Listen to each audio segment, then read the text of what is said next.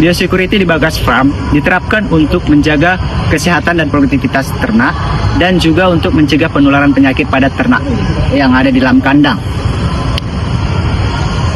Untuk jalur utama, tidak terlalu diperhatikan biosecurity-nya.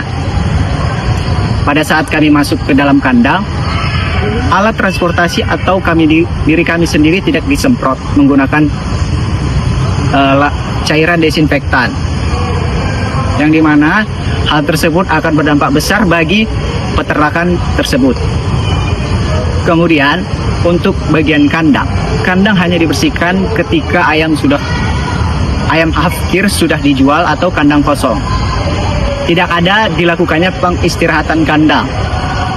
Kemudian untuk kotoran ayam dibersihkan hanya 2 kali seminggu, yang dimana kotoran tersebut dimasukkan ke dalam goni lalu dilakukan penjualan.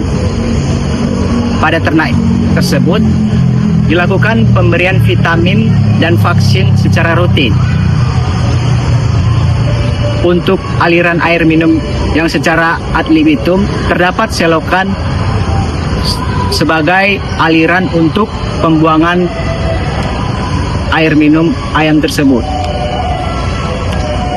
Peternakan ini juga menyediakan obat-obatan untuk pencegahan lalat, yang dimana lalat dapat berpengaruh besar dalam penularan penyakit pada ternak. Baiklah, di sini saya akan menjelaskan tentang vaksinasi yang berada di Bagas Farm. Yang pertama itu pada umur 5 hari, vaksin yang diberikan MNG-UMB, yang dimana vaksinasi ini disuntikan pada bawah kulit ayam, dan untuk melindungi ayam dari ND atau tetelo dan gumboro, yang dimana 2 penyakit ini sangat rentan untuk kematian ayam. Selanjutnya itu pada umur 11 hari, yang dimana vaksinasi yang diberikan gumboro atau tetes mulut, yang dimana vaksinasi gumboro ini tipe A diteteskan di tetes mulut untuk melindungi bursa publicius, organ penting untuk kekebalan, dan bertujuan untuk melindungi sistem kerusakan pada ternak dalam waktu jangka yang panjang. Pemberian vaksin pada umur 15 hari diberikan ND Lasota dan Pox ND Lasota. Diaplikasikan melalui tetes pada mulut dan mata. Kemudian vaksin cacar atau Pox diberikan lewat tusuk sayap yang biasa kita sebut ring swab. Hal ini berfungsi untuk melindungi ayam dari Newcastle disease atau yang biasa kita sebut ND. Kemudian cacar ayam juga bisa membuat rusak kulit ayam. Dilanjutkan pada hari ke-18 diberikan vaksin AI atau biasa kita sebut flu burung. Diaplikasikan melalui suntikan pada ayam. Pemberian vaksin AI ini sangat penting karena AI itu bersifat mematikan dan menular secara cepat. Pemberian vaksin AI juga bertujuan untuk menguatkan antibodi pada ayam.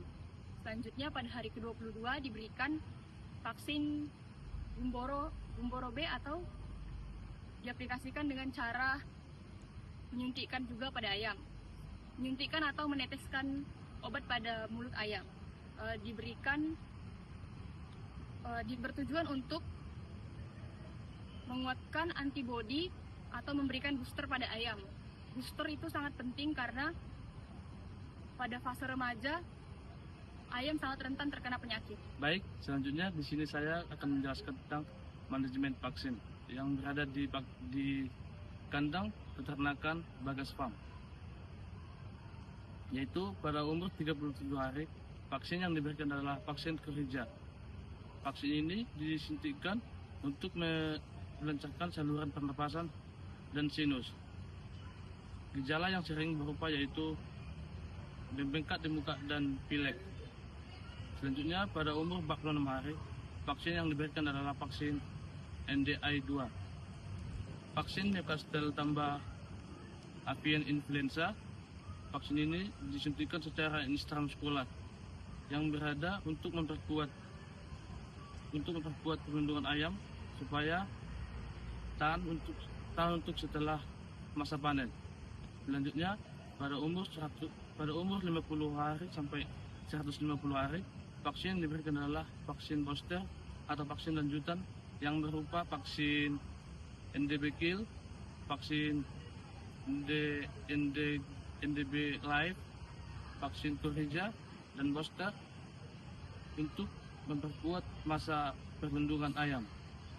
Vaksin ini disuntikan secara intramuskular atau disuntikan pada paha dan diteteskan pada mata. Terima kasih. Obat yang diberikan pada Pegang dulu kalau belum paham. Apa kalian? Ini kan di sini kan, kau nyuntik kan? Sini. Coba pegang. Sini sama di sini beda. Beda kan? Sini nggak ada daging kan? Usahain kalau nyuntik. Tengok kecil aja di sini. Sini.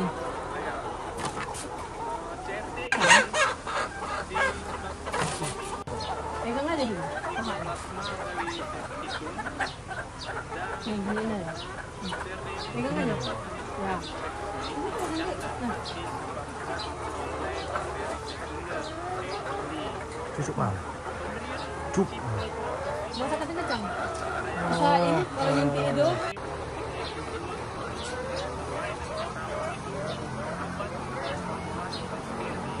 Yalah, mau rangkaian dari sini. Ada 9 lagi. Masuk jarum, masuk obat. Banyak kan di umur 70 ke atas gitu.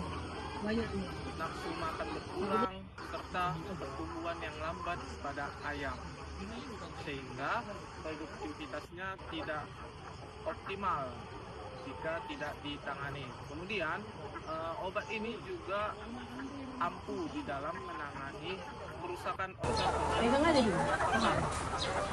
dengan adanya pemberian Gini aja. Pegang aja. Ya. Nah. sehingga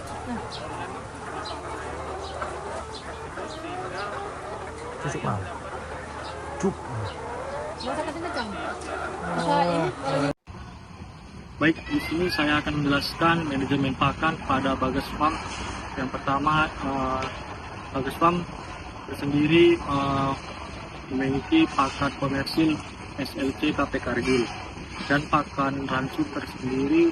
Yang pertama itu ada jagung sebagai sumber energi, yang kedua ada NPGN sebagai sumber protein hewani, kalsium, dan fosfor alami. Yang ketiga ada dedak padi sebagai sumber serat kasar. Yang keempat ada BKK sebagai sumber vitamin, mineral, dan asam amino esensial. Yang kelima ada batu kasar dan batu halus sebagai grid pada tembolok untuk memudahkan mencerna pakan. Yang keenam garam NaCl untuk meningkatkan nafsu makan. Yang ketujuh ada MCT sebagai sumber fosfor untuk memperbaiki rasio kalsium banding fosfor. Baiklah, di sini saya akan menjelaskan tentang manajemen perawatan kandang. Yang pertama dimulai dari manajemen tempat makan. Tempat makan bertujuan untuk menyediakan pakan secara keseluruhan kepada ayam agar ayam makan secara bersamaan tanpa rebutan. Yang kedua adalah tempat air minum. Sistem di sini menggunakan sistem anti-bitum atau tanpa terbatas. Tujuannya agar ayam dapat minum sesuai dengan yang ayam inginkan. Yang ketiga adalah sistem ventilasi atau blower. Blower ini bertujuan agar menstabilkan suhu dalam kandang, kemudian menurunkan tingkat kelembapan dan juga menurunkan kadar amoniak yang terkandung dalam kotoran ayam. Yang terakhir adalah sistem pencahayaan. Pencahayaan juga berperan penting dalam faktor produksi telur, karena dengan adanya sistem pencahayaan memungkinkan ayam untuk dapat makan dan minum pada saat malam hari. Baiklah, saya akan menjelaskan mengenai manajemen perkandangan di peternakan ayam petelur Bagas Farm. Adapun perkandangan yang digunakan di peternakan ini yaitu dengan sistem perkandangan cage atau baterai dengan ukuran cage yaitu panjang 240 cm dengan lebar 41 cm dengan tinggi 36 cm dan dapat diisi dengan 2 ataupun 1 ekor ayam. Kemudian dengan ukuran keseluruhan yaitu sekitar panjang 48 meter dengan lebar 10 meter. Kemudian kandang ini dirancang dengan sistem sirkulasi udara yang baik sehingga tercipta aliran udara yang masuk dan keluar sehingga dapat menstabilkan suhu serta kelembapan pada perkandangan ini. Baik, saya akan menjelaskan bagaimana produksi telur di peternakan Bagus Farm. Jadi Bagus Farm ini sendiri memiliki jumlah ayam di kisaran 9.562 ekor. Dalam jumlah ayam ini sendiri, peternakan Bagus Farm Masuk jarum, masuk obat. Iyalah, mau ganti bersih. Yang ke-9 lagi.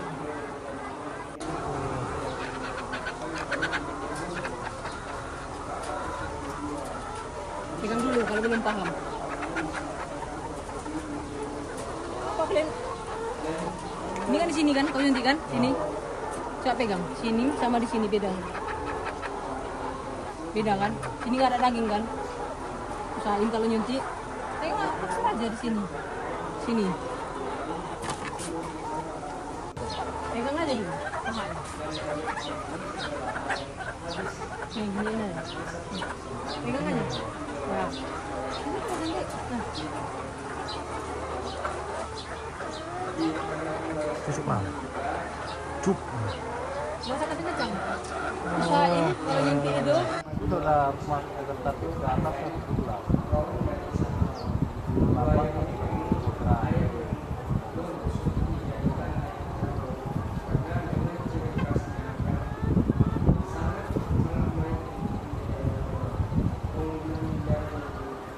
Ada akumulasi mortality ya.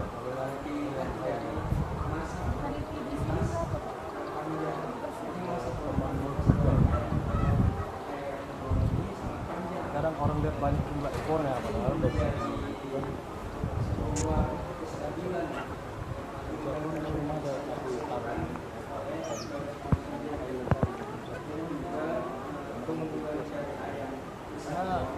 rata-rata udah tinggalkan memang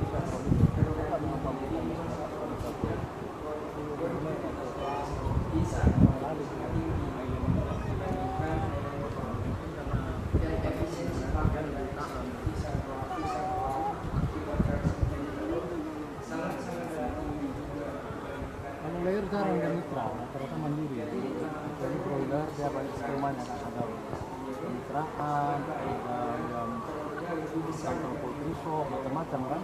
Intinya memang kemitraan dan mandiri secara garis besar. Skemanya kan macam-macam kan, ada taruh janin, ada tusuk uang, ada broiler dan umumnya itu 100% itu udah mandiri. Memang untuk usahanya kadang pribadi, sendiri atau PT itu aja. Secara kepemilikan tidak beda. Prinsip dasarnya tetap sama semua makhluk hidup, lebih baik mencegah daripada mengobati. Untuk kebanyakan di umur 70-an ke atas nih. Banyak nih.